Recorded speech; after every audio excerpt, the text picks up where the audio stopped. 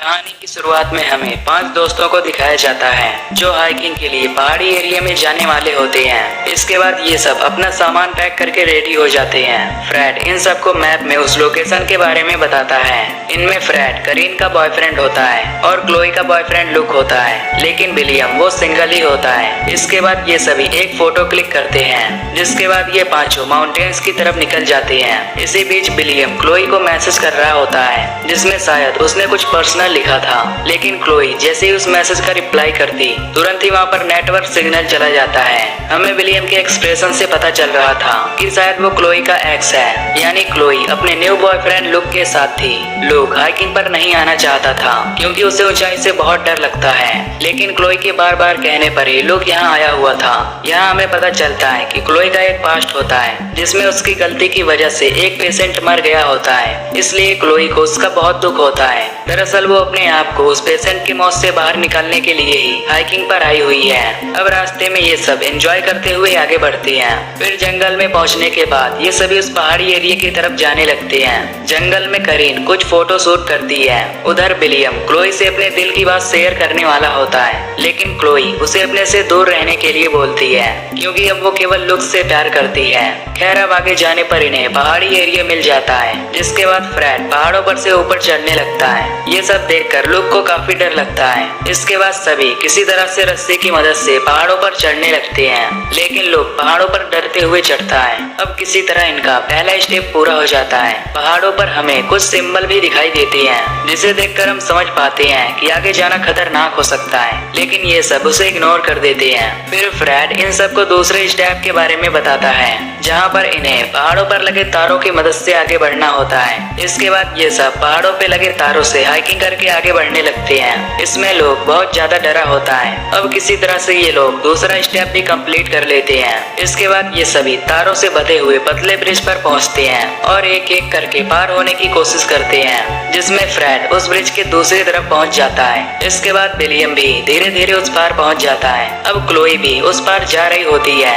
Chloe के पीछे look भी आ रहा होता है, पर उसे बहुत डर लग रहा होता है, जिसकी वजह से वो बहुत धीरे धीरे आगे बढ़ रहा था। पीछे से करीन और आगे से क्लोई उसे आगे बढ़ने का हिम्मत देते हैं। जिसके बाद क्लोई और लुक भी ब्रिज के इस पार आ जाते हैं, पर करीन अपने कैमरे से कुछ फोटो क्लिक कर रही होती है। इसी बीच फ्रेड का ध्यान ब्रिज के तार पर जाता है, जो धीरे धीरे खुल रहा होता है, लेकिन फ्रेड करीन को ये बात नहीं बताता क्योंकि ये सुनकर करीन काफी ज्यादा पैनिक हो सकती थी।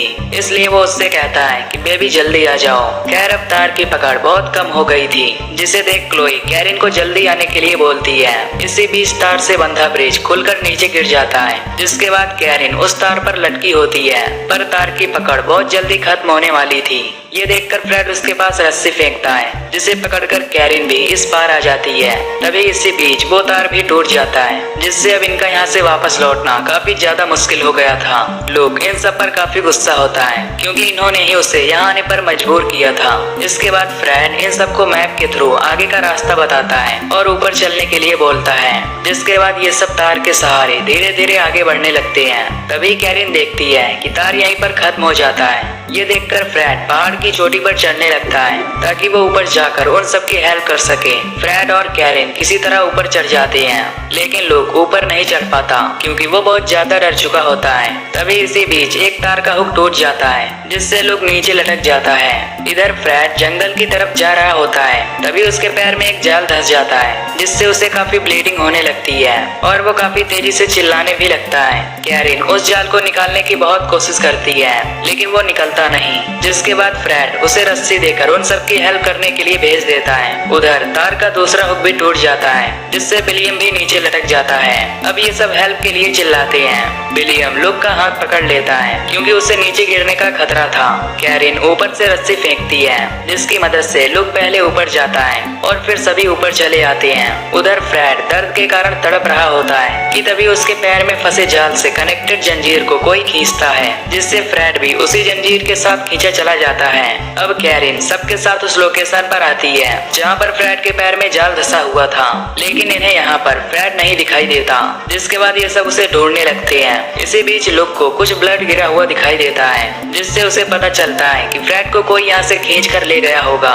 कैरिन अपने बॉयफ्रेंड को खोकर काफी दुखी होती है। लुक विलियम के ऊपर काफी गुस्सा होता है, क्योंकि वो इन सब की वजह से ही यहाँ आया था, इसलिए वो इनको ही दोषी मान रहा होता है। तभी कैरिन उन्हें समझाती है कि हम सबको मिलकर फ्रेड को जंगल में ढूंढना होगा, जिसके बाद ये सभी उसे ढूंढने के लिए जंगल की तरफ जाने लगते हैं। रास्ते में लुक और विलियम में किसी बात को लेकर झगड़ा होने लगता है, जिससे क्लोई छुड़ाने जाती है, पर इसी बीच क्लोई एक गड्ढे में गिर जाती है जो कि उस घास से ढका हुआ था। अब कैरिन रस्सी की मदद से उस गड्ढे में जाती है, जहाँ पर उसे नुकीले पत्थर दिखाई देते हैं। नीचे आने पर वो देखती है कि क्लोई के हाथ में एक पत्थर धंस चुका होता है, जिसके बाद कैरिन क्लोई के हाथ से उस पत्थर को निकालती है। कैरिन वहाँ पर देखती है कि बहुत सारे जानवर उस नुकीले पत्थर की वजह से गिरकर मर चुके होते हैं। उधर विलियम को किसी के होने की आहट सुनाई देती है, जिसे वो लुक से बता रहा होता है, लेकिन लुक उसकी बात को इग्नोर कर देता है। अब कैरिन क्लोई को बचाकर ऊपर लेकर आती है, जिसके बाद वो क्लोई के हाथ को कपड़े से बांध देती है ताकि उसे ब्लीडिंग ना हो। उधर फ्रेड को अभी भी कोई खींचता हुआ ले जा रहा होता है। अब कुछ देर बाद रात हो जाती है। ये सब अभी भी फ्रेड को ढूंढ रहे होते हैं। कैरिन काफी ज्यादा दुखी होती है, जिसके कारण वो रोने लगती है। इस पर क्लोई उसे हिम्मत देकर समझाने की कोशिश करती है। अब ये सब खुद को रस्सी में बांधकर जंगल की तरफ आगे बढ़ने लगते हैं, ताकि इनमें से किसी को कोई भी खतरा हो तो सभी को पता चल सके। अब ये सब आगे बढ़ रहे होते हैं कि तभी कोई कैरिन पर पीछे से हमला करता है, जिससे वो वहीं पर गिर जाती है। क्लोई पीछे मुड़कर देखती है कि कैरिन की रस्सी टूट चुकी होती है, जिसे देख ये सब उसकी तरफ जाने लगते हैं। जैसे ही ये सब उसके पास जा रहे होते हैं, तभी कोई कैरिन को भी खींच कर ले जाता है। अंधेरा काफी होने की वजह से ये सब उसे देख नहीं पाते, जिससे वो कैरिन को यहाँ से ले जाता है। आगे जाने पर इन्हें वही हथियार दिखाई देता है, जिससे उस खूनी ने कैरिन पर हमला किया होता है। इन दोनों को खोकर ये सब काफी दुखी होते हैं, क्योंकि इनका भी यहाँ से बचना मुश्किल होता है। खैर अब कुछ दूर आगे चलने पर इन्हें एक घर दिखाई देता है, जिसके पास पहुंचकर विलियम इन सबको छिपकर चलने के लिए बोलता है। अंदर जाने पर इन्हें फ्रेड दिखाई देता है, जो कि खून से लथपथ होता है। क्लोई उसे उठाने की काफी कोशिश करती है, लेकिन इसी बीच वो अपना दम तोड़ देता है। इसके बाद लुक उसकी बॉडी को एक कपड़े से ढक देता है। अब विलियम बेसमेंट में जाने लगता है, ताकि उसे यहाँ के बारे में कुछ पता चल सके। बेसमेंट में जाने के बाद विलियम को कुछ जानवरों और इंसानों के कटे हुए सिर दिखाई देते हैं। तभी उसकी नजर नीचे दीवार पर पड़ती है, जहाँ लिखा हुआ था एंटन। इससे हमें पता चलता है कि उस खूनी का नाम एंटन है। विलियम वहाँ पर मौजूद कुछ सामान को बैग में डालने लगता है, पर तभी उसे एक इंसान का कटा हुआ सिर दिखाई देता है, जिसे देख वो काफी डर जाता है और वहाँ से भाग जाता है। लोग उसे यहाँ से चलने के लिए बोलता है, लेकिन विलियम नहीं जाना चाहता था, क्योंकि उसे अभी यहाँ पर बहुत कुछ देखना था। लोग विलियम पर गुस्सा होकर उसे बेसमेंट में धक्का देकर गिरा देता है और क्लोई को यहाँ से चलने के लिए बोलता है, पर तभी वो खूनी यानी एंटन आ जाता है, जिसके कंधे पर एक डेड बॉडी होती है। एंटन उस बॉडी को क्लोई के ऊपर फेंक देता है, जिससे क्लोई नीचे गिर जाती है। अब लुक और एंटन में लड़ाई होने लगती है, जिसमें दोनों काफी घायल हो जाते हैं। क्लोई लुक को बचाने आती है, तो तभी एंटन क्लोई पर हमला करता है। इसी बीच लुक वहाँ से बाहर भाग जाता है। अगले सीन में हम विलियम और क्लोई को बेसमेंट में बंधा हुआ देखते हैं। अब इन्हें ऊपर उस एंटन की आहट सुनाई देती है, जो कि अपने तलवार की धार को तेज कर रहा होता है, क्योंकि वो इन दोनों डेड बॉडी को काटने वाला था। ये आहट सुनकर ये दोनों काफी ज्यादा घबरा जाते हैं, जिसके बाद क्लोई खुद की रस्सी खोलने लगती है, लेकिन वो उस रस्सी को नहीं खोल पाती। इसके बाद एंटन बेसमेंट में आता है और विलियम को पीटने लगता है। ये देखकर क्लोई काफी ज्यादा चिल्लाने लगती है, जिसके बाद एंटन क्लोई को फ्री करके यहाँ से ऊपर ले जाने लगता है। उधर लोग भागता हुआ जंगल में पहुँचता है, लेकिन वहाँ पहुँचने पर वो अपने ऊपर काफी शर्मिंदा होता है, क्योंकि वो अपने दोस्तों को अकेला छोड़कर यहाँ भाग आया होता है। इसलिए वो वापस जाकर उन सभी को बचाने के बारे में सोचता है। इधर विलियम रस्सी से फ्री होकर बेसमेंट के डोर को खटखटाता है। यहाँ एंटन क्लोई को रस्सी से बांधकर उसे टॉर्चर करने लगता है। वो क्लोई पर चाकू से हमला करता कि इससे पहले ही वहाँ पर लुक आ जाता है, जो उस पर एक पत्थर से हमला कर देता है और फिर वहाँ से जंगल की तरफ भागने लगता है। एंटन उसका पीछा करने लगता है। इधर क्लोई खुद को रस्सी से खोलकर फ्री कर लेती है, जिसके बाद वो बेसमेंट को खोलकर विलियम को बाहर निकालती है। क्लोई कैरिन की डेड बॉडी को देखकर काफी मिस कर रही होती है, लेकिन विलियम उसे यहाँ से चलने के लिए बोलता है। अब अगले दिन सुबह लुक भागते भागते जंगल में एक जगह रुकता है, क्योंकि वो भागते हुए थक गया होता है।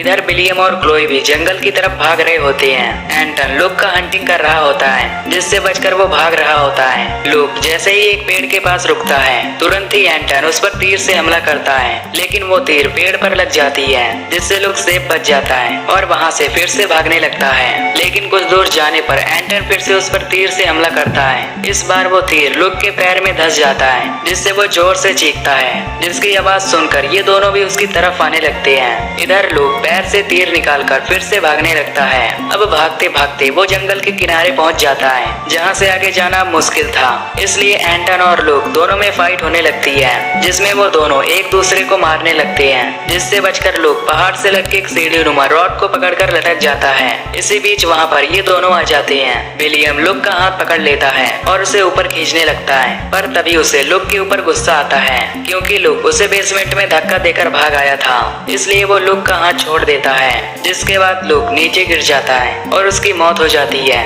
ये देखकर क्लोई काफी ज्यादा रोने लगती है। फिर विलियम उसे गले लगाकर शांत कराता है। इसी बीच एंटन पीछे से विलियम के सिर में तीर से हमला कर देता है, जिससे वो तुरंत ही मर जाता है। ये सब देखकर क्लोई उस एंटन पर बहुत ज्यादा गुस्सा हो जाती है और उससे बदला लेने के लिए वो उस पर हमला करती है। अब इन दोनों में फाइट होने लगती है, जिसमें क्लोई काफी घायल हो जाती है। तभी क्लोई के हाथ में एक चाकू आ जाता है, जिससे वो एंटन के ऊपर हमला करती है, पर फिर भी एंटन उस पर पत्थर से हमला करता है, जिसके बाद क्लोई के मुंह से ब्लड आने लगता है। लेकिन वो हिम्मत नहीं खोती और उस एंटन के गले पर चाकू से हमला कर देती है, जिससे वो घायल होकर नीचे गिर जाता है। अब क्लोई उसे चाकू से मारने वाली ही होती है कि तभी उसे वही पुरानी यादें आ जाती हैं कि कैसे उसने एक पेशेंट को अपनी ही गलती से खो दिया था। इसलिए वो उस पर हमला नहीं करती और उसे यहाँ पर तड़पता छोड़ देती है। फिर वो तार की मदद से घर वापस जाने लगती है, जिससे अब वो सेफ बच जाती है और यहीं पर ये मूवी खत्म हो जाती है।